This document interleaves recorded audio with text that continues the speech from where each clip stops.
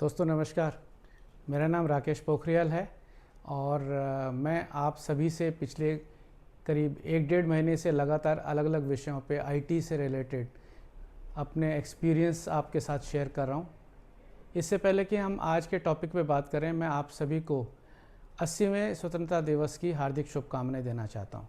उम्मीद है आप जहाँ भी होंगे स्वस्थ होंगे और इन आज़ादी के क्षणों को एंजॉय कर रहे होंगे। तो आज का जो मेरा आपसे बातचीत का एक सिलसिला है वो मैं आपको एक पुरानी यादगार के रूप में बताता हूँ। ये भी बात जो है वो सन 92-93 के आसपास की है, 92 या 93 के आसपास जहाँ तक मैं याद कर पा रहा हूँ।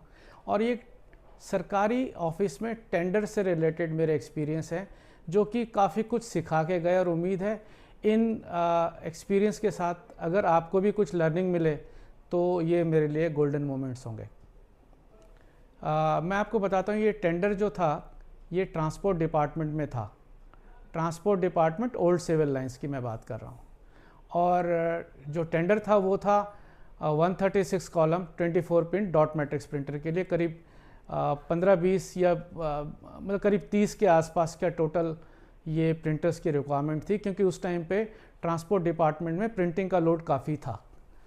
तो साहब जब ये टेंडर हुआ उस टाइम पे फिज़िकल टेंडर हुआ करता था जिसमें technical specification, technical bid, financial bid और तीसरा लिफाफा जो हुआ करता था वो एएमडी के ड्राफ्ट का हुआ करता था। अनलाइक द टुडेज प्रैक्टिस जहाँ पर ज़्यादातर जो सरकारी परचेज हैं वो जेम के थ्रू होती हैं और सारा कुछ ऑनलाइन है। तो हमारे उस टाइम में ये एक टेंडर डॉक्यूमेंट ख़रीदना होता था जो 100, 150, 200 पेज का होता था। और उसमें आप ये बोले कि पीवीजी के फॉर्मेट होते थे, टेक्निकल स्पेसिफिकेशन क्या है, जनरल टर्म्स एंड कंडीशन क्या हैं, एक स्पेशल टर्म्स एंड कंडीशन उस टेंडर की क्या हैं।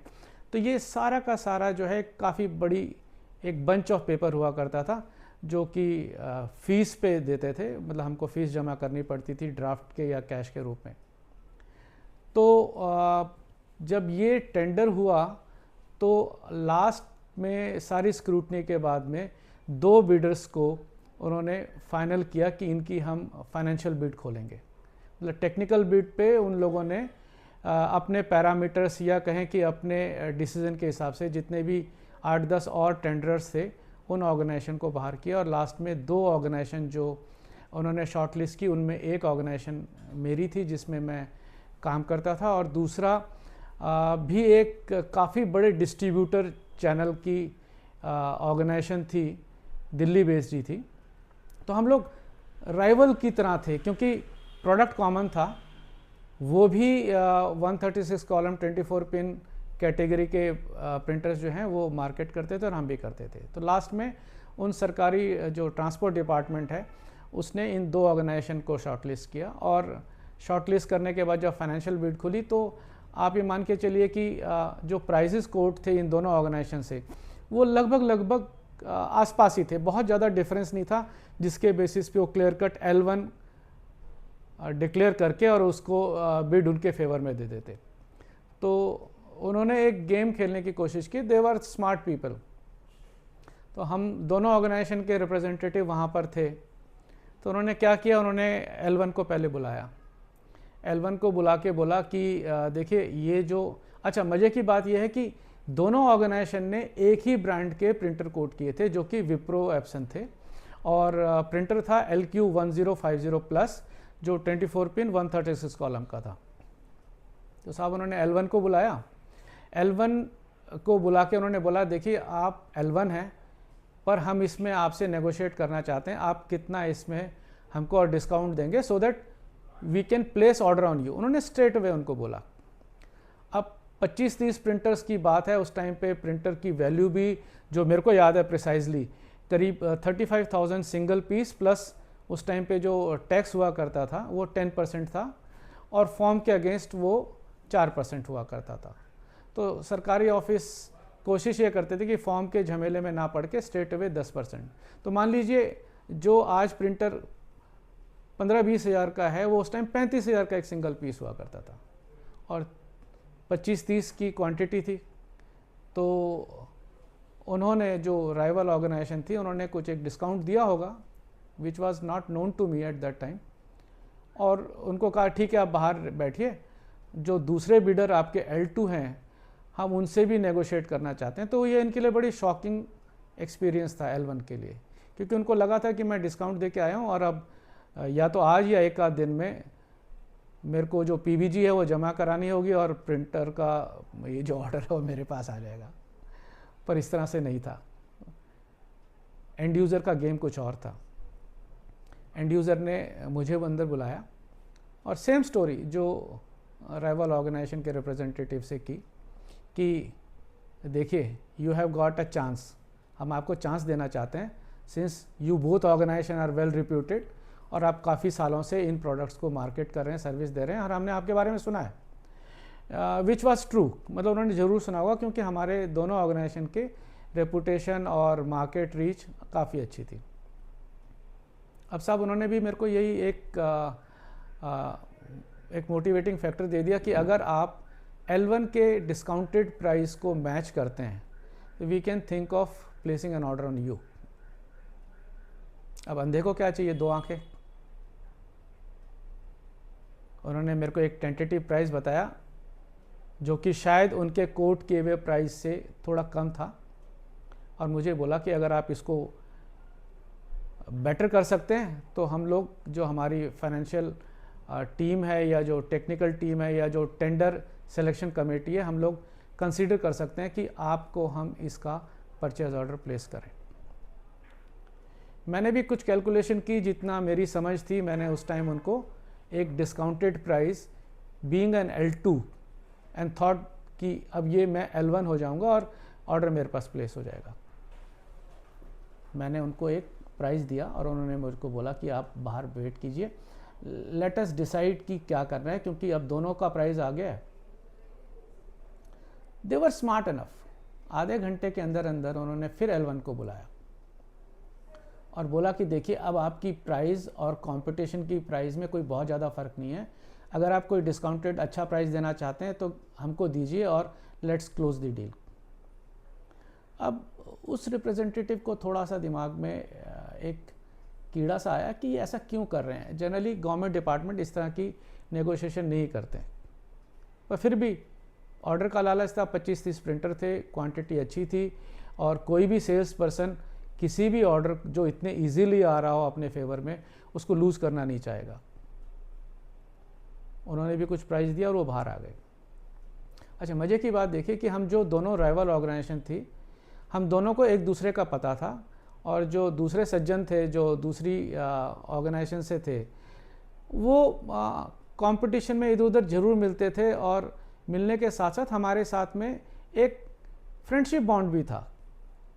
कंपटीशन होने के बावजूद भी हम लोग एक दूसरे को अच्छी तरह से जानते थे, और ये भी जानते थे कि किसकी क्या स्ट्रेंथ है, किसकी क्या वीकनेस है। अच्छा, दोनों के पास स्टॉक भी था। सबसे बड़ी बात है कि स्टॉक पे भी कोई इशू नहीं था, प्रोडक्ट एक ही था, तो कंपैरिजन में टेक्निकली कोई ऐसा नहीं था कि इसका प्रोडक्ट अच्छा है और उसका प्रोडक्ट अच्छा है, इसका प्राइस कम है या उसका ज़्यादा है। नेक टू नेक थे, प्रोडक्ट एक ही था, रिक्वायरमेंट वो थी जो हम दोनों ऑर्गेनाइजेशन पूरी कर सकते थे। अब थोड़ी देर बाद उनका कॉल मेरे लिए आया कि आप अंदर आइए, हम आपसे बात करना चाहते हैं। तो उन्होंने जैसे ही अंदर मैं गया, उन्होंने कहा हम आपसे फिर नेगोशिएट करना चाहते हैं, you match the price and take the order. अब मुझे लगा कि ये तो हम दोनों ऑर्गेनाइजेशन के साथ में एक गेम हो रहा है। तो मैंने उनको बोला कि सर एक काम कीजिए, आप मुझे थोड़ा समय दीजिए, गिव मी 15 मिनट्स जस्ट, मैं अपने ऑफिस पूछ लूँ और इस सिचुएशन को वहाँ से अप्रूवल लेने के बाद मैं आपको प्राइस दे दूँगा। ये मैंने अपने आप से बोला, without taking any permission from the office. उन्होंने कहा ठीक है, कोई बात नहीं, हमारे पास टाइम है, आप बात कर लीजिए ऑफिस में और बताइए हमें। मैं बाहर आया तो मेरे दोस्त जो दूसरी ऑर्गेनाइजेशन से थे, मैंने उसको बोला कि देखो बॉस, ये तो गेम हो रहा है, अब इसमें जितना डिस्काउंट हम देंगे वो हमारे मार्जिन से नीचे जाएगा, हमारा प्रॉफिट मार्जिन कम होगा, तो हमारी सेल्स कितनी भी अच्छी हो, हमको अगले 2-3 साल इनको पोस्ट वारंटी सर्विसेज भी देनी है, और बीइंग अ गवर्नमेंट ऑर्गेनाइजेशन हम लोग इसमें कोई कोताही नहीं कर सकते, अदरवाइज़ चीज़ें हमारी उल्टी पड़ जाएंगी। PVG भी हमको देना है, वो हमारी फंस जाएगी, और अल्टीमेटली जो सेल्स पे हमको कमीशन या इंसेंटिव होता है वो प्रॉफिट पे होता है, तो हमारा वो भी मारा जाएगा। क्या किया जाए? हमने कहा देखिए, दोनों ऑर्गेनाइजेशन के पास स्टॉक है, दोनों के पास एक्सपर्टी है, दोनों के पास में कैपेबिलिटी है इस ऑर्डर को मेंटेन करने की। तो एक काम करते हैं, हम लोग कोई एक पार्टी इस तरह से प्राइस दे कि वो उनको विड्रॉ सा लगे और दूसरी पार्टी ऑर्डर उठा ले। अब सपोज पार्टी ए दूसरी है, मेरी पार्टी बी है। अगर पार्टी ए ने ऑर्डर उठाया तो हम बैक टू बैक, अगर 30 प्रिंटर का ऑर्डर है तो प्रिंटर्स जो है हम इनको बिल कर देंगे और ये फिर आगे कस्टमर को बिल करें, और जो भी प्रॉफिट हम लोग शेयर करेंगे उसके बेसिस पे हम लोग पोस्ट वारंटी सर्विसेज मेंटेन कर लेंगे। तो जैसे हमने ये प्लान बना के उनकी कॉल पे हम वापस अंदर गए और फिर हमने रिवर्स गेम खेलना शुरू किया। पहले तो कस्टमर हमारे पर हावी था कि इनको अगर हम प्राइस का एक फैक्टर इनसे बात करें, ऑर्डर इनके सामने है, तो ये हमारे को डिस्काउंटेड प्राइस देंगे और वारंटी तो फिर हम ले लेंगे बीइंग एन गवर्नमेंट ऑर्गेनाइजेशन। अब गेम हमारा शुरू हो गया। हमने वहाँ पर अथॉरिटेटिवली बोला कि सर इसके बियॉन्ड पॉसिबल नहीं है, आपने ऑर्डर देना है तो दीजिए और नहीं देना तो मत दीजिए। अल्टीमेटली अगले 1 घंटे की जद्दोजहद में, बहस में, नेगोशिएशन में उनको भी लगा कि अगर हम इतनी नेगोशिएशन जो कि हमने गवर्नमेंट रिकॉर्ड में भी ले लिया की हैं और उसके बाद अगर हम टेंडर स्क्रैप कर देते हैं या नहीं देते हैं किसी को भी ऑर्डर, तो उनके लिए गलत हो जाएगा। अल्टीमेटली उन्होंने एक पार्टी को ऑर्डर दिया जो कि दूसरी पार्टी थी, पार्टी ए आप बोल लीजिए, और हमारा जो एग्रीमेंट था उस टाइम पे हमने बिल्कुल सिंसियरली उसको बैक ऑफ द कर्टन किया। हमने सारे प्रिंटर्स दूसरी ऑर्गेनाइजेशन को बिल किए at a certain price, keeping the margin level for both the parties, और उन्होंने फिर आगे बिल किया। जो उन्होंने पीवीजी गवर्नमेंट को दी उसमें भी हमने पार्टिसिपेट किया। तो crux of the matter is कि कई बार आपको कंपटीशन के साथ भी हैंडशेक करना पड़ता है, और ये हैंडशेक ज़रूरी नहीं है कि आपके मार्जिन लेवल को कट डाउन करे। कई बार आप इस तरह के जब हैंडशेक करते हैं तो आप प्रॉफिटेबल रहते हैं, रादर देन कि एक पार्टी प्राइस कम करे, फिर दूसरी पार्टी प्राइस कम करे, फिर तीसरी पार्टी प्राइस कम करे, और इस प्राइस गेम में customer will gain and ultimately the supplier will lose everything, rather the organisation will pay from its pocket, क्योंकि आपको ऑर्डर लेना है, पीवीजी भी देनी है, बैंक गारंटी देते हैं तो वो भी एक रिस्क फैक्टर है वारंटी पीरियड के लिए, पोस्ट वारंटी सर्विसेज भी आपको देनी है। तो ये सब फैक्टर को देखते हुए ये एक लेसन है कि अगर किसी सिचुएशन में ऑर्गेनाइजेशन को इस तरह के टेंडरिंग प्रोसेस या नेगोशिएशन में हैंडशेक करना पड़े तो ज़रूर कर लेना चाहिए। इसमें कोई बुराई नहीं है, क्योंकि आप अपनी ऑर्गेनाइजेशन के लिए काम कर रहे हैं, आप प्रॉफिट के लिए काम कर रहे हैं, आप किसी को देने के लिए काम नहीं कर रहे। जब आप प्रॉफिट अर्न करेंगे तो आपकी जो इनकम है वो बढ़ेगी, आपका इंस्टॉलेशन बेस बढ़ेगा, दूसरी बात है ऑर्गेनाइजेशन आपको पे कर पाएगी। तो ऐसा हो सकता है आपके साथ भी कोई ना कोई सिचुएशन आती हो जहां पर इस तरह से आउट ऑफ द वे जाके आपको अपने कंपटीशन के साथ में एक रिस्पेक्टेबल, म्यूचुअली बेनिफिशियल कुछ ऐसा एग्रीमेंट करना पड़े जिसमें आप लोग प्रॉफिटेबल भी हो, डोमिनेटिंग पोजीशन पे भी हो, और कस्टमर आपको अनड्यू एडवांटेज लेने से कतराए। तो ये एक ऐसी सिचुएशन थी जिसने हम दोनों ऑर्गेनाइजेशन को काफ़ी कुछ सिखाया, और हमारी जो आपस में पर्सनल बॉन्डिंग थी वो भी और मजबूत हुई।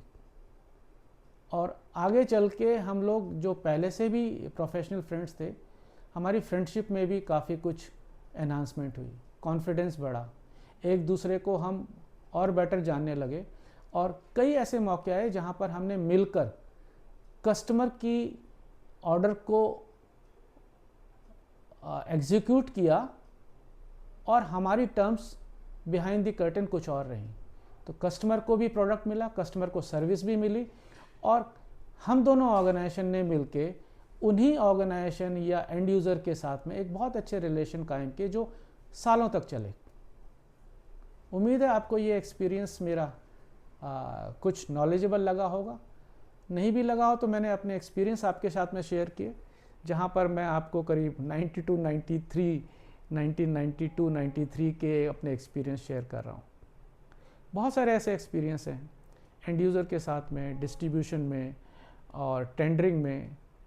अगली बार मैं आपको एक दूसरे डिपार्टमेंट के साथ में मेरे इंटरेक्शन के बारे में बताऊंगा, जहाँ पर भी एक अच्छी लर्निंग थी और लर्निंग ने हमारे वर्किंग स्टाइल को भी काफ़ी कुछ अफेक्ट किया।